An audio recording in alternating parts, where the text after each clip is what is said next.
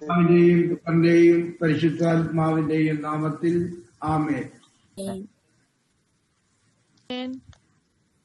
എന്റെ കർത്താവിന്റെ ദൈവമേ, ആമേൻ. ദിവ്യനാമത്തിൽ പ്രവർത്തിക്കുന്ന ലോകമെമ്പാടുള്ള മക്കൾ ഇവിടെ ഈ വചനപ്രഘോഷണം കേൾക്കുന്നതിന് വേണ്ടി വന്നിരിക്കുകയാണല്ലോ. ഇവരെല്ലാവരെയും അനുഗ്രഹിക്കണമേ, സംരക്ഷിക്കണമേ, കാത്തു പരിപാലിക്കണമേ. ഇവരുടെ യാത്രയിൽ താങ്ങും തടലും കരുത്തുമായി എന്നും അങ്ങുണ്ടായിരിക്കണമെന്ന് ഞാൻ പ്രത്യേകം പ്രാർത്ഥിക്കുന്നു. ഇവരുടെ എല്ലാ ആവശ്യങ്ങളിലും അങ്ങയുടെ ശക്തി ഇവർക്ക് അനുഭവിക്കാനുള്ള കൃപ നൽകണമെന്ന് ഞാൻ പ്രാർത്ഥിക്കുന്നു. കർത്താവേ, വളരെ ത്യാഗം സഹിച്ച് ഈ സമയത്ത് ഈ ദിവ്യന മിസ്രിക്കോർഡിയ മിനിസ്ട്രിയിൽ വന്ന് ഇതുപോലത്തെ പ്രാർത്ഥനകളിൽ പങ്കെടുക്കുന്ന ഈ ദൈവജനത്തെ അങ്ങ് സമൃദ്ധിയായി അനുഗ്രഹിക്കണമേ. ഇവരിലേക്ക് അങ്ങയുടെ കൃപാവർഷം അരുളണമെന്ന് ഞാൻ പ്രത്യേകമായിട്ട് പ്രാർത്ഥിക്കുന്നു. എന്നും ഇവരോടുകൂടെ സഞ്ചരിച്ചുകൊണ്ട് എമ്മാവസിലേക്ക് പോയ ശിഷ്യന്മാരുടെ ഹൃദയത്തെ ഉജ്ജ്വലിപ്പിച്ച അങ്ങ് വചനപ്രഘോഷത്താൽ ഇവരുടെ ഹൃദയങ്ങളെയും ജ്വലിപ്പിക്കണമെന്ന് ഞാൻ പ്രത്യേകമായിട്ട് അങ്ങയോട് പ്രാർത്ഥിക്കുന്നു. അങ്ങയുടെ കരുണ നിറഞ്ഞ കടാക്ഷം ഞങ്ങളുടെ മേൽ എപ്പോഴും ഉണ്ടായിരിക്കണമേ. ഓരോരുത്തരുടെ മേലും, പ്രത്യേകിച്ച് ഈ മഹാമാരിയുടെ ഈ കാലഘട്ടത്തിൽ ഞങ്ങളെല്ലാവരും വളരെ വിഷമിച്ച് ജീവിക്കുന്ന ഒരു കാലഘട്ടമാണ്. ഈ കാലഘട്ടത്തിൽ അങ്ങ് ഞങ്ങൾക്ക് ശക്തി നൽകുന്നുണ്ട്, അങ്ങ് ഞങ്ങൾക്ക് പ്രത്യാശ നൽകുന്നുണ്ട്. ഇതെല്ലാം കടന്നു പോകുമെന്ന് അങ്ങ് ഞങ്ങളെ പഠിപ്പിക്കുന്നുണ്ടെന്നറിയാം. അതുകൊണ്ട് തന്നെ nothing is impossible for God, ദൈവത്തിന് അസാധ്യമായി ഒന്നുമില്ല എന്ന് പറഞ്ഞ പരിശുദ്ധ അമ്മയെ പോലെ തന്നെ ഞങ്ങളും പറയുന്നു, അങ്ങേക്ക് അസാധ്യമായി ഒന്നുമില്ലല്ലോ. ഈ പ്രപഞ്ചത്തെ സൃഷ്ടിക്കുകയും ആകാശവും ഭൂമിയും കരയും കടലും കായലും എല്ലാം സൃഷ്ടിച്ച് പരിപാലിക്കുകയും ചെയ്യുന്ന അങ്ങേക്ക് ഒന്നും അസാധ്യമല്ല എന്ന് ഞങ്ങൾ വിശ്വസിക്കുന്നു. എല്ലാ അസാധ്യതകളെയും സാധ്യതകളാക്കുന്ന അങ്ങയുടെ ശക്തി പ്രാഭവം ഞങ്ങളിലേക്ക് ഒഴിച്ചു നൽകണമെന്ന് ഞങ്ങൾ അങ്ങയോട് പ്രാർത്ഥിക്കുകയാണ്. കർത്താവ് അനുഗ്രഹിക്കണമേ, ഈശോയെ അനുഗ്രഹിക്കണമേ, കർത്താവ് അനുഗ്രഹിക്കണമേ. ഏറ്റവും പ്രിയപ്പെട്ട ബ്രദർ പ്രിൻസ്, മറ്റു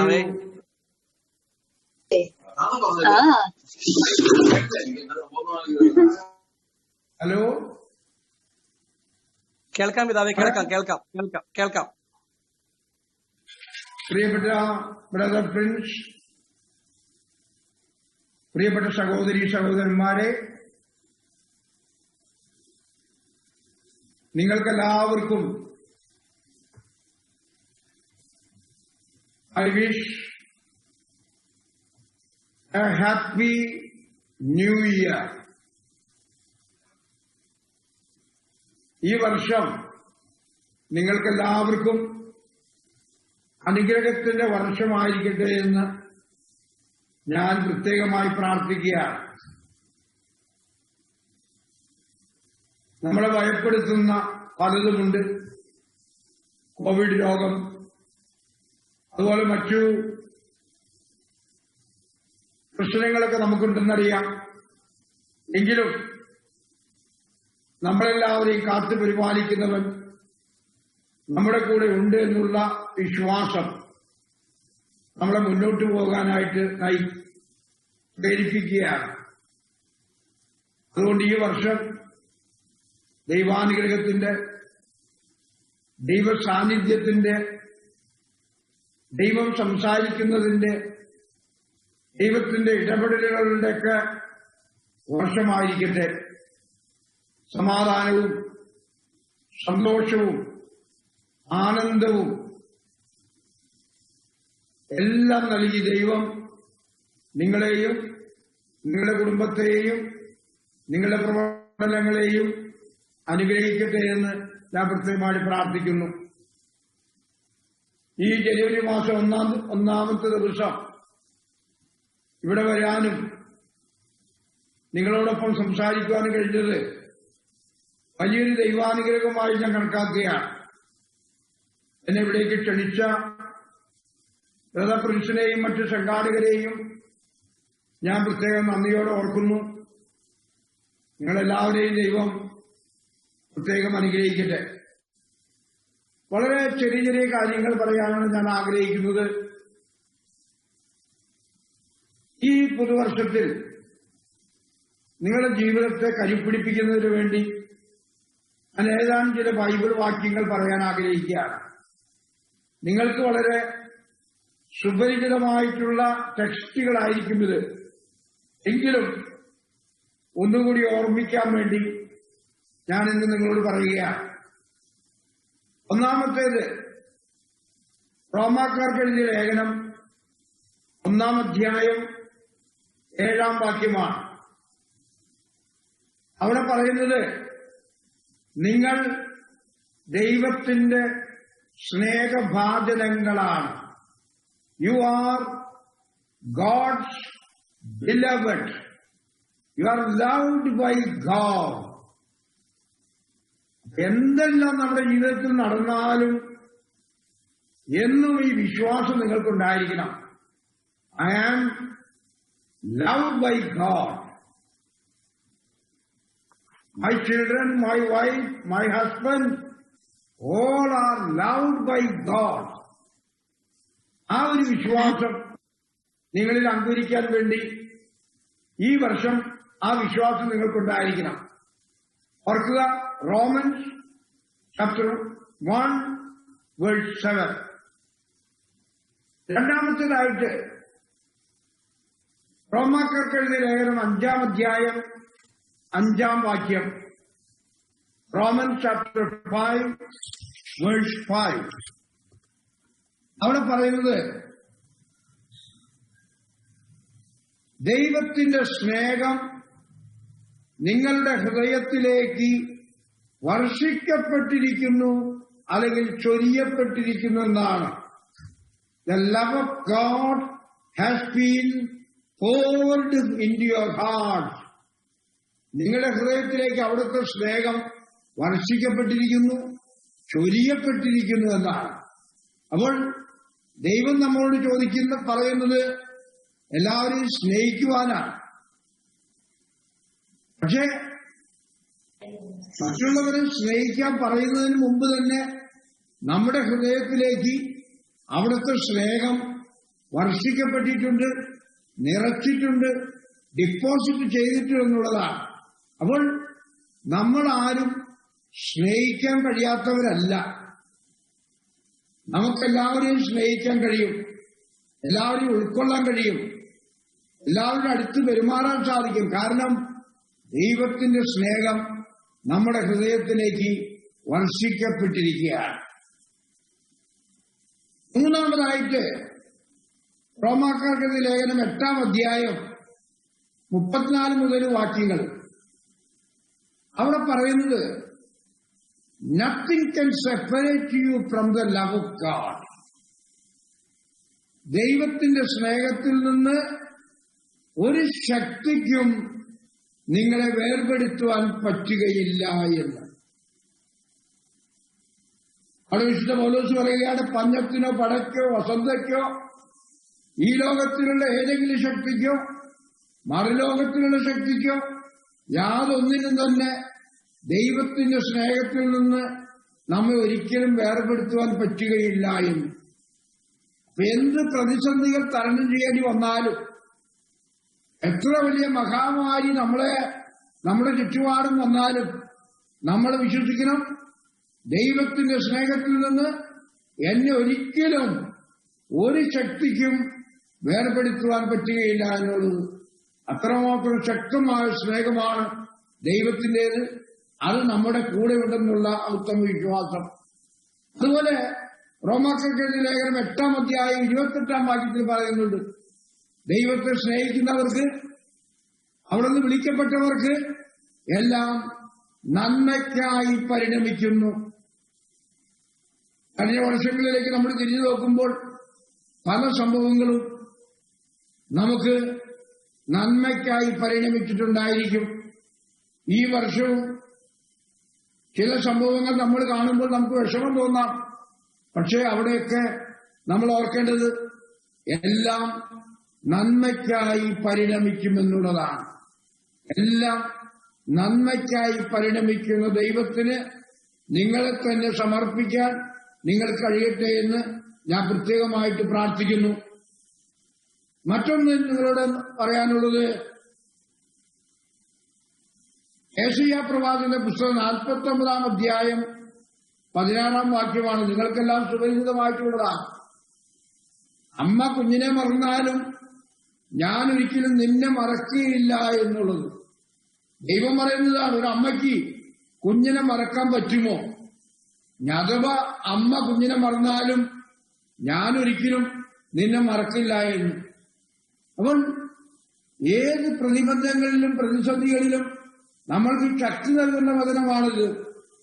ദൈവം നമ്മൾ ഒരിക്കലും ഉപേക്ഷിക്കില്ല എന്നുള്ളത്. അപ്പൊ ഈ വർഷം ഇന്ന് നമ്മൾ ആരംഭിക്കുകയാണ്. അപ്പോൾ ഇപ്പോൾ പറഞ്ഞ ഈ വചനഭാഗങ്ങൾ നിങ്ങളുടെ ഈ വർഷത്തെ ശക്തിപ്പെടുത്തട്ടെ എന്ന്, അനുഗ്രഹിക്കട്ടെ എന്ന് ഞാൻ പ്രത്യേകമായി പ്രാർത്ഥിക്കുകയാണ്. ഇനി നിങ്ങൾക്കും ബൈബിൾ വാചകങ്ങൾ കൂട്ടിച്ചേർത്ത് ഈ വർഷത്തെ സമ്പന്നമാക്കാം. പക്ഷെ ഞാൻ ഇപ്പോൾ പറഞ്ഞ ഈ വാചകങ്ങൾ റോമ 1:7, റോമ 5:5, റോമ 8:34-36, അങ്ങനെ റോമ 8:28, അതുപോലെ തന്നെ യെശയ്യാ പ്രവാചകന്റെ പുസ്തകം ഐസായ ചാപ്റ്റർ 49 വേഴ്സ് 16, 15 and 16, അതെല്ലാം നിങ്ങളുടെ മനസ്സിൽ ഇടണം. ഈ ലിബിന മിസരിക്കോർഡിയയിലെ മെമ്പേഴ്സിന് വേണ്ടിയിട്ട് ഇന്ന് മറ്റൊരു സന്ദേശം, ഈ ന്യൂ ഇയർ ആയ സന്ദേശം എനിക്ക് നൽകാനുള്ളത് നിങ്ങൾക്കൊരു ഹോംവർക്കായിട്ടാണ്. എല്ലാ ദിവസവും രാവിലെ എഴുന്നേറ്റാൽ നിങ്ങൾ വായിക്കേണ്ട ഒരു വചനഭാഗം നിങ്ങൾക്ക് ഞാൻ പറഞ്ഞു തരികയാണ്. 1 Corinthians chapter 13, 1-13. 1 Corinthians chapter 13, 1-13. കൊറിന്ത്യർക്ക് എഴുതിയ 1-ാം ലേഖനം 13-ാം അധ്യായം 1 മുതൽ 13 വരെ വാക്യങ്ങൾ. അതിനെ പറയുന്നത് സ്നേഹത്തിന്റെ കീർത്തനമെന്നാണ്. ഇവിടെ കുറിച്ച് എത്രമാത്രം പുസ്തകങ്ങൾ വായിച്ചാലും എത്രമാത്രം സിനിമ കണ്ടാലും നമുക്ക് വലിയ ഗ്രാഹ്യമൊന്നും കിട്ടാൻ പോകുന്നില്ല. എന്നാൽ ഈ വിശുദ്ധ പൗലോസ് എഴുതിയിരിക്കുന്ന ഈ വചനഭാഗം നമ്മൾ വായിക്കുകയാണെങ്കിൽ ഒരു 100 പുസ്തകങ്ങൾ വായിക്കുന്നതിനേക്കാൾ കൂടുതലായിട്ടുള്ള കാര്യങ്ങൾ ഈ ഒരു ടെക്സ്റ്റിൽ നിന്നും നമുക്ക് കിട്ടുമെന്നുള്ള കാര്യത്തിൽ ഒട്ടും തന്നെ സംശയമില്ല. നിങ്ങളുടെ ഹൃദയത്തിൽ എഴുതിയിടാനായിട്ട് 3 കാര്യങ്ങളാണ് ഞാൻ പറയാൻ ആഗ്രഹിക്കുന്നത്. ഈ പൗലോസ് എഴുതിയ ഈ വചനഭാഗത്ത് പൗലോസ് പറയുന്ന 3 കാര്യങ്ങൾ. 1, സ്നേഹം എങ്ങനെയുള്ളതാണ്. 2, സ്നേഹം എന്തു ചെയ്യുന്നില്ല. 3, സ്നേഹം എന്തു ചെയ്യുന്നു. 1, സ്നേഹം എങ്ങനെയുള്ളതാണ്. വിശുദ്ധ പൗലോസ് പറയുകയാണ്, സ്നേഹം ദീർഘക്ഷമയുള്ളതാണ്.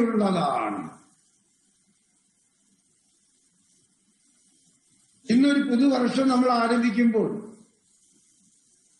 ഈ വർഷം ഇന്നു മുതൽ ഈ വർഷം മുഴുവനും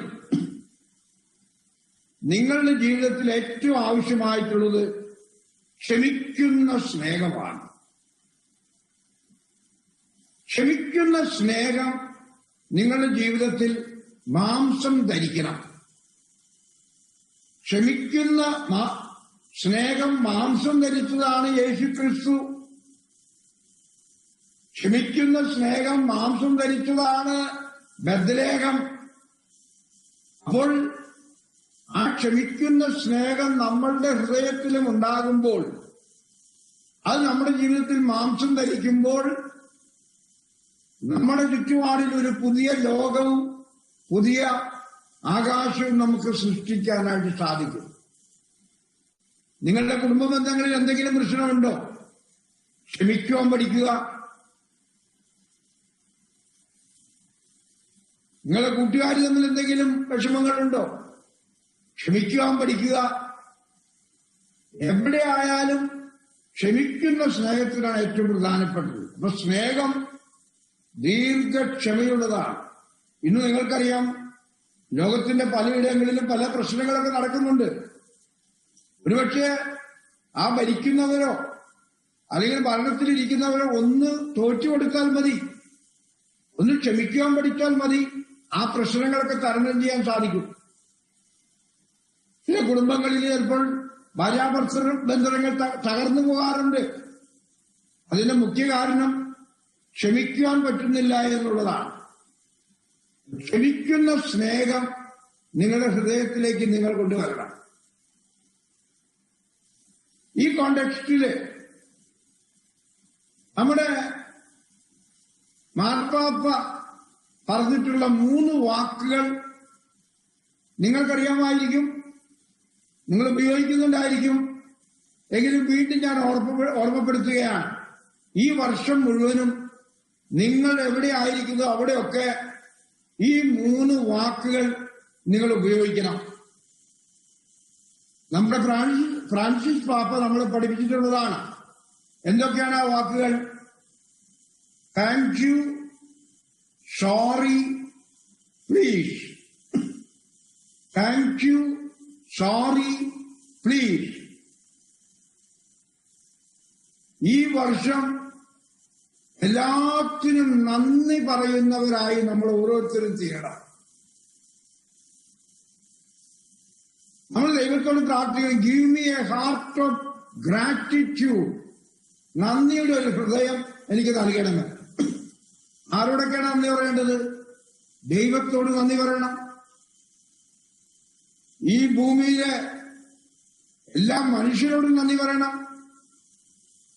നമ്മുടെ കൂടെ ജീവിക്കുന്നവരോട് നന്ദി പറയണം. ഭാര്യയോട്, ഭർത്താവിനോട്, മക്കളോട്, മാതാപിതാക്കളോട് എല്ലാവരോടും നന്ദി പറയാൻ പഠിക്കുക. കൊച്ചു കൊച്ചു കാര്യങ്ങൾ നമുക്ക് വേണ്ടി ചെയ്തു തന്നാലും അവർക്ക് വേണ്ടി നമ്മൾ നന്ദി പറയാൻ പഠിക്കണം.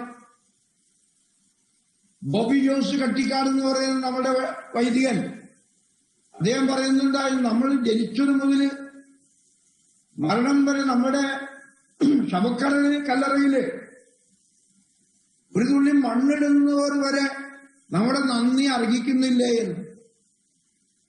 അത്രമാത്രം നന്ദി പറഞ്ഞ് തീർക്കുവാൻ കഴിയുമോ എന്ന് നമ്മൾ പാട്ട് പാടാറുണ്ട്. ഇത്രമാത്രം കടപ്പാടാണ് നമുക്കുള്ളത്. അപ്പൊ നന്ദി പറയുന്ന ഒരു ഹൃദയം നമ്മൾ ഉണ്ടാക്കണം. ഒരു കുടുംബത്തിലാവുമ്പോൾ ഭർത്താവ് എന്തെങ്കിലും നല്ല കാര്യങ്ങൾ ചെയ്തു കഴിഞ്ഞാൽ ആ ഭർത്താവിനെ അപ്രീഷിയേറ്റ് ചെയ്യുകയും ആ ഭർത്താവിനോട് താങ്ക് യു പറയുകയും ചെയ്യണം. ഭാര്യ ഒരു നല്ല കറി ഉണ്ടാക്കി തന്നാൽ, ഒരു നല്ല കാര്യം ചെയ്താൽ ആ ഭാര്യയോട് താങ്ക് യു പറയണം. ആ ഒരു സ്വഭാവം ഈ വർഷം നിങ്ങളുടെ ജീവിതത്തിൽ ഉണ്ടാകണമെന്നാണ് എനിക്ക് പറയാനുള്ളത്.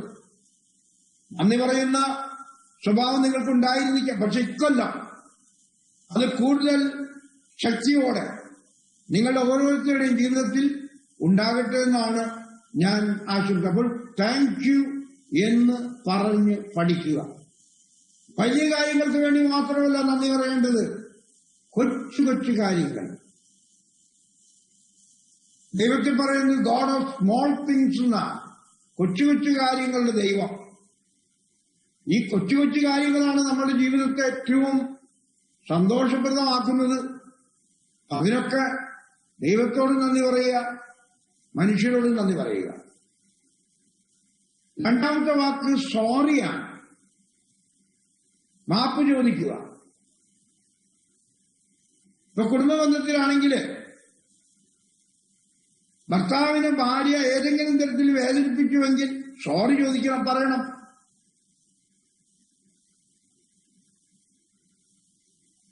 അവരങ്ങോട്ടും ഭാര്യയും ഭർത്താവും എപ്പോഴും എന്തെങ്കിലും കണ്ടു കഴിഞ്ഞാൽ സോറി പറയാൻ തയ്യാറാകണം. ഏതെങ്കിലും തരത്തിൽ അവരെ വേദനിപ്പിച്ചെന്ന് അറിയുമ്പോൾ സോറി ചോദിക്കണം. അത് ഏറ്റവും അത്യാവശ്യമായ കാര്യമാണ്. അതുപോലെ തന്നെ ഇന്ന് പറയേണ്ട സോറി നാളെയിലേക്ക് മാറ്റിവെക്കരുത്. ഒരുപക്ഷെ നാളെ വരുമ്പോഴേക്കും നിങ്ങളുടെ ഹൃദയങ്ങൾ തമ്മിൽ വളരെ അകന്നു പോയിട്ടുണ്ടായിരിക്കും. അപ്പൊ എപ്പോഴും സോറി പറയാൻ പഠിക്കുക. ഏതെങ്കിലും തരത്തിൽ നിങ്ങളുടെ പ്രവൃത്തി കൊണ്ടോ നിങ്ങളുടെ വാക്ക് കണ്ടോ നിങ്ങളുടെ കൂടെ ജീവിക്കുന്നവരെ നിങ്ങൾ വേദനിപ്പിച്ചെന്ന് അറിയും, ഭാര്യയോട് ഭർത്താവിനോടൊക്കെ വേദനിപ്പിച്ചെന്ന് അറിയുമ്പോൾ അപ്പോൾ തന്നെ നമ്മൾ സോറി പറഞ്ഞ് തീർക്കണം. വിശുദ്ധ പൗലോസ് പറയുന്നില്ലേ, കോപിക്കാം, പക്ഷേ സന്ധ്യയാകുമ്പോൾ നിങ്ങൾ കോപിച്ചിരിക്കുന്നതായിട്ട് കാണരുതെന്ന് പറയുന്നുണ്ട്. എന്ന് പറഞ്ഞാൽ ചിലപ്പോഴൊക്കെ നമ്മൾ ഒച്ച വെച്ചെന്ന് വരും, ദേഷ്യപ്പെട്ടെന്ന് വരും, ഇതൊക്കെ ഉള്ള കാര്യങ്ങളാണ്. പക്ഷെ അത് സൂര്യാസ്തമയം വരെ നമ്മൾ വെച്ചുകൊണ്ടിരിക്കരുത്. വേഗം തന്നെ സോറി പറഞ്ഞ് അത് തീർക്കാനായിട്ട് നമുക്ക് കഴിയണം. അപ്പോൾ ഒന്നാമതായിട്ട് നമ്മൾ പഠിക്കേണ്ടത് താങ്ക് യു പറയാനാണ് ഈ പുതുവർഷത്തിൽ. രണ്ടാമതായിട്ട് നമ്മൾ പഠിക്കേണ്ടത് സോറി പറയാനാണ്. മൂന്നാമതായിട്ട് പ്ലീസ് എന്ന് പറഞ്ഞു പഠിക്കുക. എന്ന് പറഞ്ഞാൽ ദയവായി. ആരും ആരോടും കൽപ്പിക്കേണ്ട ആവശ്യമില്ല. ഭാര്യ ഭർത്താവിനോട് കൽപ്പിക്കണ്ട, ഭർത്താവ് ഭാര്യയോടും കൽപ്പിക്കണ്ട. എന്തെങ്കിലും ഒരു കാര്യം ചെയ്യാനുണ്ടെങ്കിൽ ആ കാര്യം ഒന്ന് ചെയ്തു തരാമോ, ആ വെള്ളം ഒന്ന് എടുത്തു തരാമോ, ആ കടയിൽ പോയി ഇന്നതൊന്ന് വാങ്ങിക്കൊണ്ടുവരാമോ, സൗമ്യമായി ആകർഷകമായി മറ്റുള്ളവർക്ക് ഇഷ്ടപ്പെട്ട രീതിയിൽ സംസാരിക്കാൻ പഠിക്കുമ്പോൾ ആ പ്ലീസ് എന്ന മെന്റാലിറ്റി അവിടെ ഉണ്ടായിരിക്കും. അത് ഏറ്റവും സുന്ദരമായൊരു കാര്യമാണ്. അപ്പൊ ഈ പുതുവർഷത്തിൽ ഈ 3 വാക്കുകൾ സോറി, താങ്ക് യു, പ്ലീസ്, ഇത് 3 നിങ്ങൾ ഉപയോഗിച്ചിട്ട് നിങ്ങളുടെ കുടുംബജീവിതത്തെ, വ്യക്തിജീവിതത്തെ, അതുപോലെ തന്നെ നിങ്ങളുടെ ജോലി സ്ഥലങ്ങളിലുള്ള ബന്ധങ്ങളെല്ലാം നന്നായിട്ട് കൊണ്ടുവരാൻ നിങ്ങൾ കഴിയട്ടെ എന്നാണ് ഞാൻ പ്രത്യേകം ആശംസിക്കുന്നത്. അത് വളരെ അത്യാവശ്യമായിട്ടുള്ള ഒരു കാര്യമായി ഞാൻ കണക്കാക്കുകയാണ്. ഇന്നത്തെ കാലഘട്ടത്തിൽ നമ്മൾ വലിയ വലിയ കാര്യങ്ങളെക്കുറിച്ചൊക്കെ പറഞ്ഞുകൊണ്ടിരിക്കും. പക്ഷെ ഇതുപോലുള്ള കൊച്ചു കൊച്ചു കാര്യങ്ങൾ, ജീവിതത്തിന് ഏറ്റവും ആവശ്യമായിട്ടുള്ള ഈ കൊച്ചു കൊച്ചു കാര്യങ്ങൾ നമ്മൾ ഉപയോഗിക്കില്ല. എത്രയോ കുടുംബങ്ങൾ സ്വത്തിനു വേണ്ടി, പണത്തിനു വേണ്ടി, സൗന്ദര്യത്തിനു വേണ്ടി, അറിവിനു വേണ്ടിയൊക്കെ എത്ര ഹാർഡ് വർക്ക് ചെയ്യുന്നു. അതേസമയം ജീവിതത്തെ ഏറ്റവും സുന്ദരമാക്കുവാനുള്ള ഈ 3 വാക്കുകൾ നമ്മൾ പലപ്പോഴും ഉപയോഗിക്കുന്നില്ല എന്നുള്ളതാണ് സത്യം. അത് ഉപയോഗിച്ച് പഠിക്കണം. ഞാൻ പ്ലീസ് എന്ന് പറഞ്ഞപ്പോൾ ഞാൻ ഓർക്കുകയാണ്, ഞാൻ 2-3 വർഷങ്ങൾക്ക് മുമ്പ് മൂന്നാറിൽ ഒരു സെമിനാർ കൊടുക്കാൻ പോയി. അപ്പോൾ അവിടുത്തെ ഒരു അച്ഛൻ എന്നോട് പറഞ്ഞു, അദ്ദേഹത്തിന്റെ പെങ്ങളുടെ വീട് അവിടെ അടുത്താണ്, അവരുടെ വീട്ടിൽ ഊണ് കഴിക്കാൻ വരാൻ പോകുന്നു രാത്രി. ഞാനും വേറെ 2-3 അച്ഛന്മാരും കൂടി ആ വീട്ടിലേക്ക് പോയി. ഞങ്ങളൊരു 7 മണിയായപ്പോൾ അവിടെ എത്തി.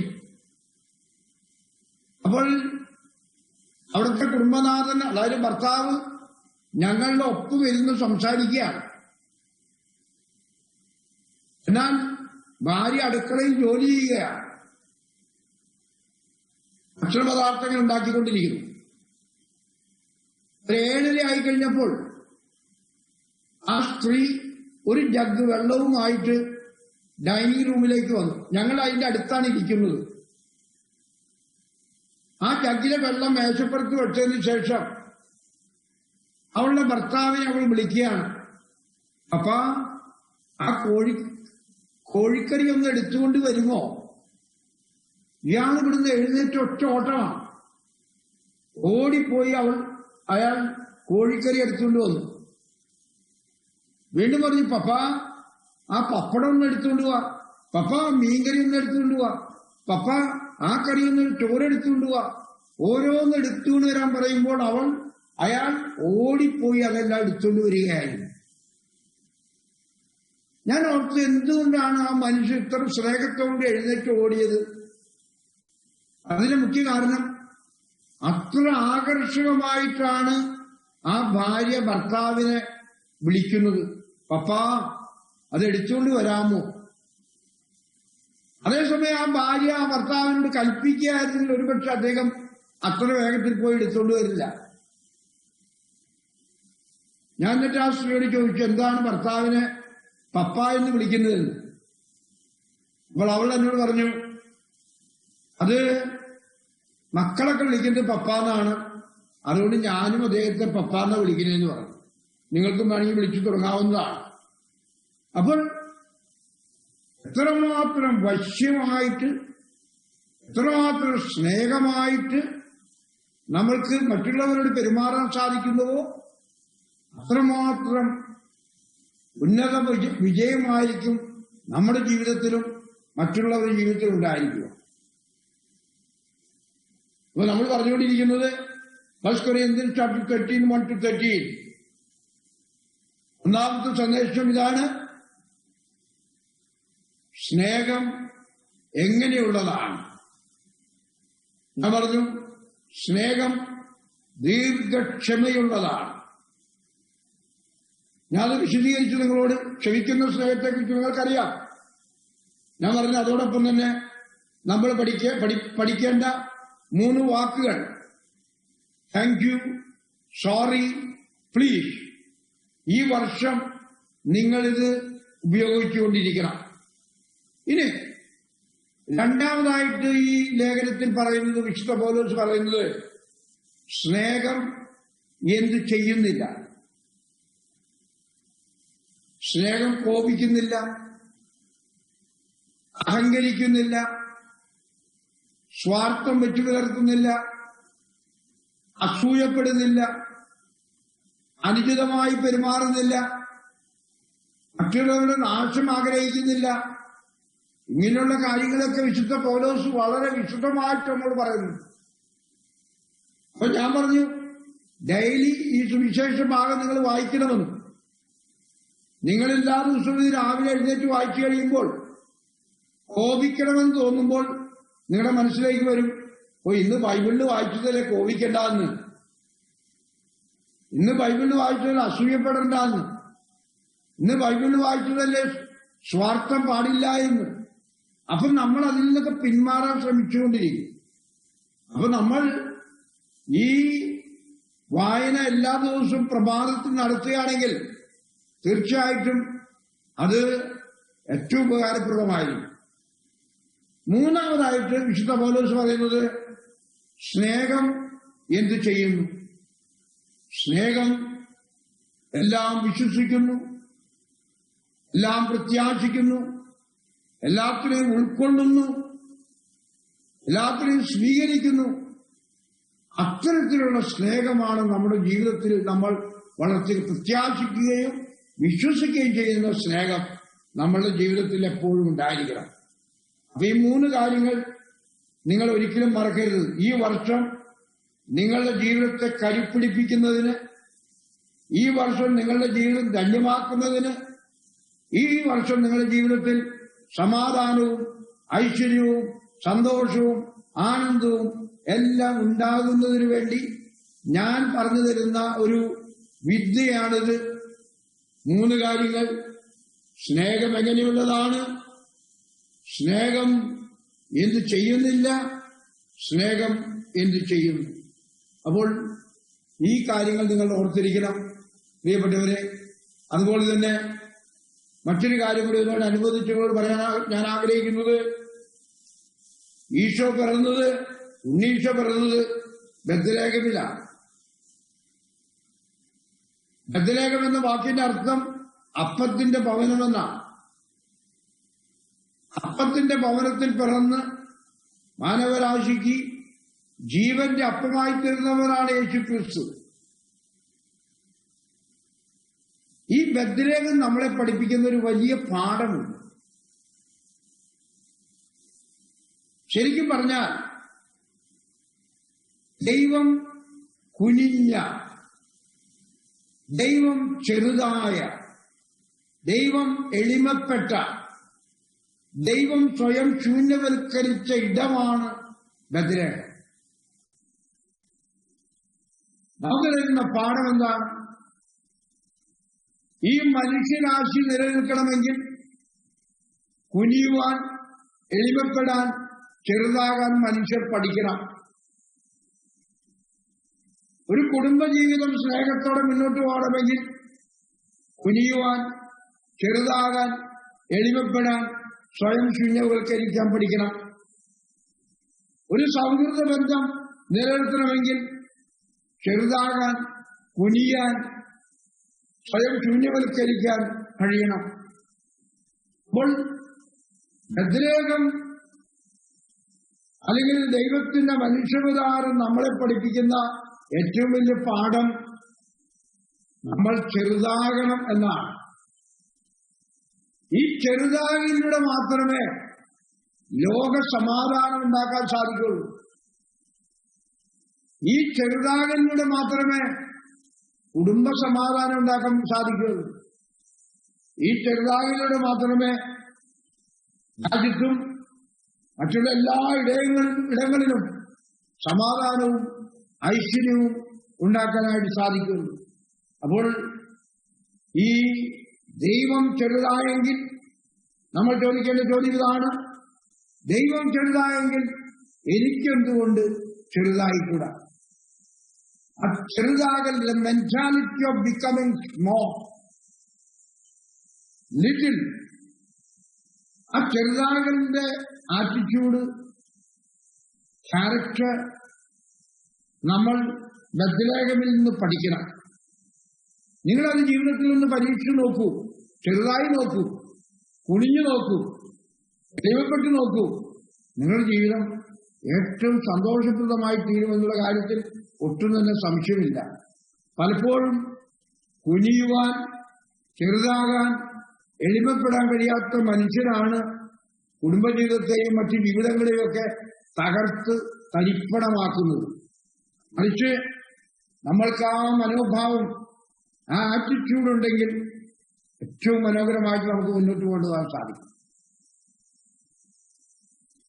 അതുപോലെ തന്നെ ഇന്ന് നമ്മൾ ഈ ക്രിസ്മസ് കഴിഞ്ഞിട്ട് അതിന് ദിവസങ്ങളായില്ല. ഇന്ന് മാതാവിന് തിരുനാൾ നമ്മൾ ആഘോഷിക്കുന്നുണ്ട്. അതിനെക്കുറിച്ച് പറയുകയാണെങ്കിൽ സമയമെടുക്കും. എങ്കിലും ഒരു കാര്യം കൂടി, ഈ ക്രിസ്മസിന്റെ അന്തരീക്ഷത്തിൽ ജീവിക്കുന്ന നിങ്ങളോട് എനിക്ക് പറയാനുള്ളത്, ഒരു നിങ്ങളിലും നിങ്ങളുടെ ചുറ്റിലും, പ്രത്യേകിച്ച് ദിവ്യന മിഷനറി മിനിസ്ട്രിയുമായിട്ട് ബന്ധപ്പെട്ട് പ്രവർത്തിക്കുന്ന നിങ്ങളിലും നിങ്ങളുടെ ചുറ്റുപാടിലും ഒരു ക്രിസ്മസ് സംസ്കാരം, ക്രിസ്മസ് കൾച്ചർ, ക്രിസ്മസ് സിവിലൈസേഷൻ വളർത്തിക്കൊണ്ടുവരണമെന്നുള്ളതാണ്. എന്താണ് അതുകൊണ്ട് അർത്ഥമാക്കുന്നത്? ക്രിസ്മസ് സംസ്കാരം എന്ന് പറഞ്ഞാൽ ക്രിസ്മസിന്റെ ചൈതന്യം ജീവിക്കുക എന്നുള്ളതാണ്. സ്നേഹം, കരുണ, ക്ഷമ, പങ്കുവയ്ക്കൽ, സമാധാനം, സന്തോഷം, ആനന്ദം, ഇതെല്ലാം നമ്മുടെ ജീവിതത്തിൽ ഉണ്ടാകുമ്പോൾ, അത് നമ്മൾ ജീവിക്കുമ്പോൾ നമ്മളിലും നമുക്ക് ചുറ്റിലും ഒരു ക്രിസ്മസ് കൾച്ചർ ഉണ്ടാകും.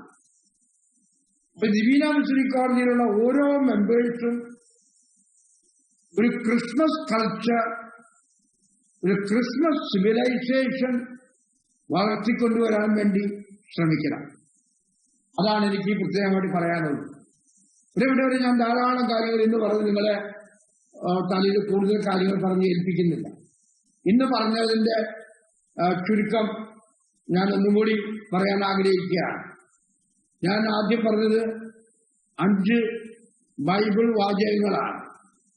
റോമ 1:7, റോമ 5:5, റോമ 8:34, റോമ 8:28, അതുപോലെ തന്നെ ഏശയ്യാ പ്രവാചകൻ 49 വേഴ്സസ് 15-16. അത് നിങ്ങൾ ഓർത്തിരിക്കുക. ഈ കൊല്ലത്തെ ഏറ്റവും സുന്ദരമായിട്ട് ഈ കൊല്ലത്തിൽ നിങ്ങൾക്ക് മുന്നോട്ട് കൊണ്ടുപോകാൻ ഈ 5 ബൈബിൾ വാക്യങ്ങൾ നിങ്ങളുടെ മനസ്സിലുണ്ടായാൽ മതി. അതോടൊപ്പം തന്നെ അതിനോട് കണക്ട് ചെയ്ത് ഞാൻ പറഞ്ഞ കാര്യങ്ങൾ 1 Corinthians chapter 13, 1-13. അവിടെ 3 കാര്യങ്ങൾ. ഹിം ഓഫ് ലവ്, സ്നേഹത്തിന്റെ കീർത്തനമാണ്. അവിടെ പറയുന്ന 3 കാര്യങ്ങളാണ്. സ്നേഹം എങ്ങനെയുള്ളതാണ്, സ്നേഹം എന്ത് ചെയ്യുന്നില്ല, സ്നേഹം എന്ത് ചെയ്യുന്നു. അതോടനുബന്ധിച്ച് ഞാൻ പറഞ്ഞു, നമ്മുടെ ഫ്രാൻസിസ് പാപ്പ പഠിപ്പിക്കുന്ന 3 വാക്കുകൾ, താങ്ക് യു, സോറി, പ്ലീസ്, ഇത് 3ഉം നിങ്ങളുടെ ജീവിതത്തിൽ ഉപയോഗിക്കണമെന്ന് ഞാൻ പറയുകയുണ്ടായി. അവസാനമായിട്ട് പറഞ്ഞത്, ബെത്ലഹേം ദൈവം ചെറുതായ സ്ഥലമാണ്, ദൈവം കുനിഞ്ഞ സ്ഥലം. അതുപോലെ കുനിയുവാൻ, ചെറുതാകാൻ നമ്മൾ പഠിക്കണം.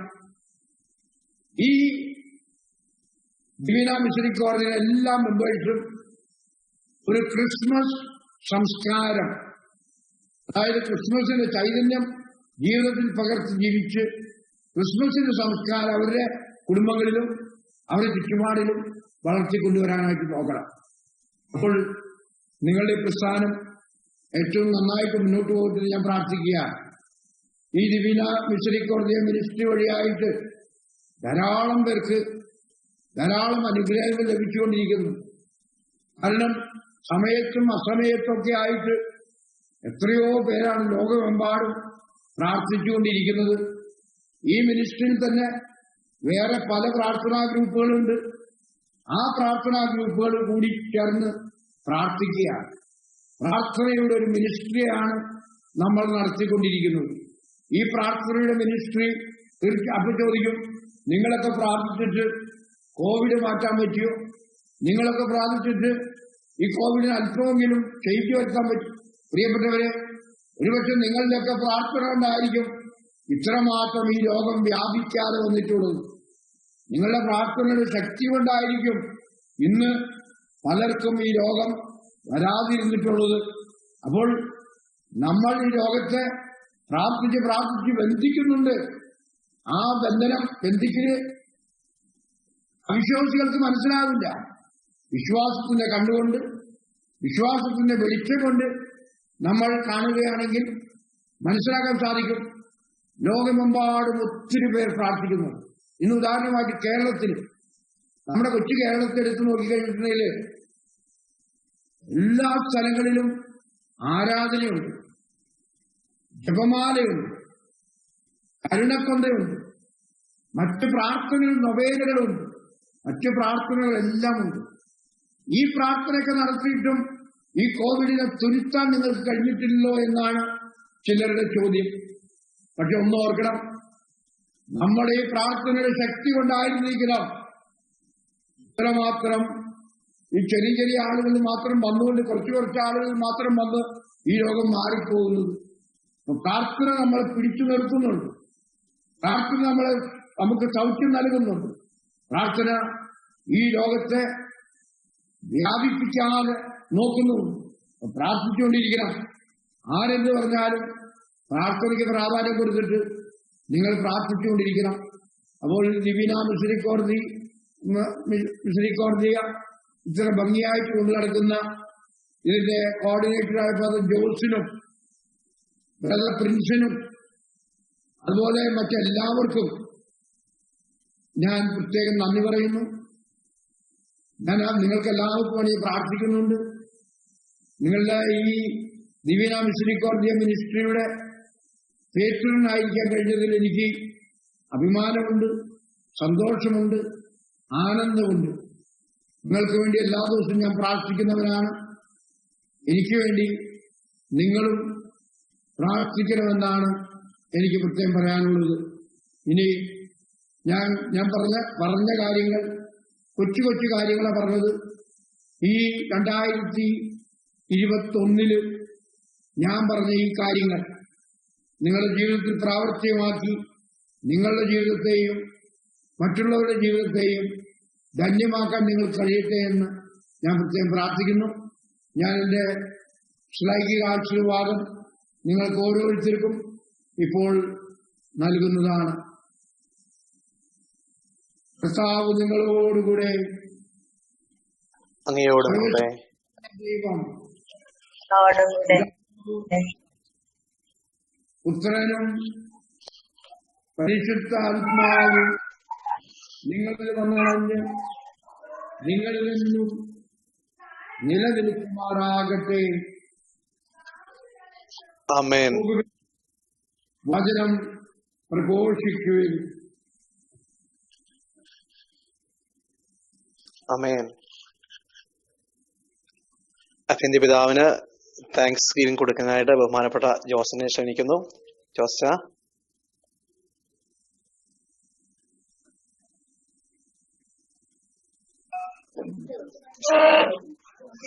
അഭിവന്യ പിതാവെ, ഒത്തിരി നന്ദിയുണ്ട്. പുതിയ വർഷത്തിന്റെ ഈ സമയത്ത്, സമയമില്ലാ സമയത്ത് ഞങ്ങളോടുകൂടി ആയിരിക്കുവാനും സന്ദേശം പകരുവാനും ക്രിസ്മസിന്റെ ആ സ്പിരിറ്റോടുകൂടി എല്ലാ കാര്യങ്ങളും പുതിയ വർഷത്തിൽ മുമ്പോട്ട് കൊണ്ടുപോകുവാനും ദൈവകരുണയുടെ കൂട്ടായ്മ പ്രാർത്ഥനയുടെ ഒരു കൂട്ടായ്മയാണ് എന്നുള്ള സന്ദേശം മുമ്പോട്ട് കൊണ്ടുപോകാൻ ഞങ്ങൾ പരിശ്രമിക്കുന്നതാണ്. പിതാവിന്റെ സ്നേഹത്തിനും പ്രാർത്ഥനയ്ക്കും അനുഗ്രഹത്തിനും ഒത്തിരി നന്ദി പറയുന്നു. ദൈവകരുണയുടെ ദിവ്യന മിസ്രിക്കോർദിയ ഇന്റർനാഷണലിന്റെ ഈ കൂട്ടായ്മയുടെ ബ്രദർ സാജു ഇത് തുടങ്ങി, ബ്രദർ പ്രിൻസിലൂടെ മറ്റ് അനേകം കോർഡിനേറ്റേഴ്സിലൂടെ ഇത് മുമ്പോട്ട് പോകുമ്പോൾ ദൈവത്തിന്റെ അത്ഭുതകരമായ ശക്തി ഓരോ ദിവസവും അനുഭവിച്ചുകൊണ്ടിരിക്കുകയാണ്. പിതാവിന്റെ അപ്പസ്തോലിക ആശീർവാദവും പ്രാർത്ഥന അനുഗ്രഹത്തിനും എല്ലാം ഒത്തിരി നന്ദി പറയുന്നു. Thank you bishop G. Thank you. അത്യന്ത പിതാവെ, ഒരു ചെറിയ കാര്യങ്ങളുണ്ട്. പിതാവിനോട് കഴിഞ്ഞ ദിവസം സൂചിപ്പിച്ചിരുന്നു, നമ്മുടെ മിനിസ്ട്രിയിൽ ഇന്ന് പുതുതായിട്ട് ഉത്തരവാദിത്വം നിൽക്കുന്ന കുറെ ആൾക്കാരുണ്ട്.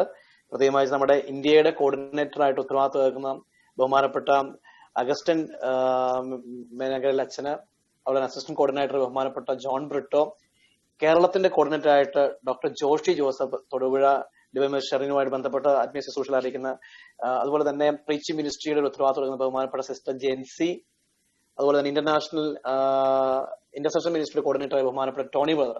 ഇവരെ ഒന്ന് പിതാവ് ഒന്ന് ആശീർവദിച്ച് ഒന്ന് പ്രാർത്ഥിക്കണം. പിതാവേ. എന്റെ കർത്താവിന്റെ ദൈവമേ, ഈ ദിവ്യന മിസ്രിക്കോർദിയ മിനിസ്ട്രിയെ നയിക്കുവാൻ വേണ്ടി തിരഞ്ഞെടുക്കപ്പെട്ടിരിക്കുന്ന വ്യക്തികളെ അങ്ങ് പ്രത്യേകം അനുഗ്രഹിക്കുകയും സംരക്ഷിക്കുകയും കാത്തുകൊള്ളുകയും ചെയ്യണമേ. അങ്ങ് പ്രത്യേകമായി തിരഞ്ഞെടുത്ത ഇവർ സ്നേഹത്തിലും വിശ്വാസത്തിലും പ്രത്യാശയിലും ഈ മിനിസ്ട്രിയിലുള്ള എല്ലാവരെയും വളർത്തിക്കൊണ്ടുവരട്ടെ എന്ന് ഞാൻ പ്രത്യേകമായിട്ട് പ്രാർത്ഥിക്കുന്നു. കർത്താവ് ഇവർക്ക് ആത്മാവിന്റെ വരങ്ങളും ദാനങ്ങളും ഫലങ്ങളും ധാരാളമായി വർഷിച്ചു കൊടുക്കണമേ. അങ്ങയുടെ സ്നേഹവും കരുണയും കൂടുതലായിട്ട് മനസ്സിലാക്കുവാനായിട്ട് ഇവരെ ഓരോരുത്തരെ അങ്ങ് പഠിപ്പിക്കണമേ. അതിന്റെ ഫലമായിട്ട് ഇവർ ആ സ്നേഹത്തെക്കുറിച്ചും ആ കരുണയെക്കുറിച്ചും മറ്റുള്ളവർക്ക് ധാരാളമായി പറഞ്ഞു കൊടുക്കട്ടെ. കൂടാതെ ധാരാളം പേരെ ഇതിലേക്ക് കൂട്ടിക്കൊണ്ടുവരുവാനുള്ള പ്രചോദനം ഇവരുടെ ജീവിതം വഴി, പ്രവർത്തനം വഴി, വാക്കുകൾ വഴി ലഭിക്കട്ടെ എന്ന് ഞാൻ പ്രത്യേകമായിട്ട് പ്രാർത്ഥിക്കുന്നു. ആത്മാവിന്റെ ഫലങ്ങളും വരങ്ങളും ദാനങ്ങളും കൊണ്ട് സമ്പന്നരായ ഈ തിരഞ്ഞെടുക്കപ്പെട്ടവരെ പ്രത്യേകമായി അങ്ങ് അഭിഷേകം ചെയ്യണമെന്ന് ഞാൻ അങ്ങയോട് പ്രാർത്ഥിക്കുന്നു. അങ്ങയുടെ അരൂപിയാൽ ഇവരെ അഭിഷേകം ചെയ്യണമേ. ഇവരെ അതരങ്ങളെ, ഇവരെ ഹൃദയത്തെ, ഇവരെ മനസ്സിനെ, ഇവരുടെ ശരീരത്തെ, ഇവരെ ആത്മാവിനെല്ലാം അങ്ങ് സ്പർശിച്ചുകൊണ്ടിരിക്കണമേ. ആ ദിവ്യസ്പർശനത്താൽ ഇവരെല്ലാവരും രൂപാന്തരപ്പെട്ടവരായി തീരട്ടെ. സ്നേഹത്തിന് രൂപാന്തരം പ്രാപിച്ച് കരുണയുടെ സുവിശേഷം പ്രസംഗിക്കാൻ ഇവർക്ക് ഓരോരുത്തർക്കും ഉത്തേജനം നൽകണമേ എന്ന് പ്രാർത്ഥിക്കുന്നു. ഞാൻ കർത്താവായ സർവശക്തനായ ദൈവം, പിതാവും പുത്രനും പരിശുദ്ധാത്മാവും ഈ തിരഞ്ഞെടുക്കപ്പെട്ട ഓരോ വ്യക്തികളെയും അനുഗ്രഹിക്കുമാറാകട്ടെ.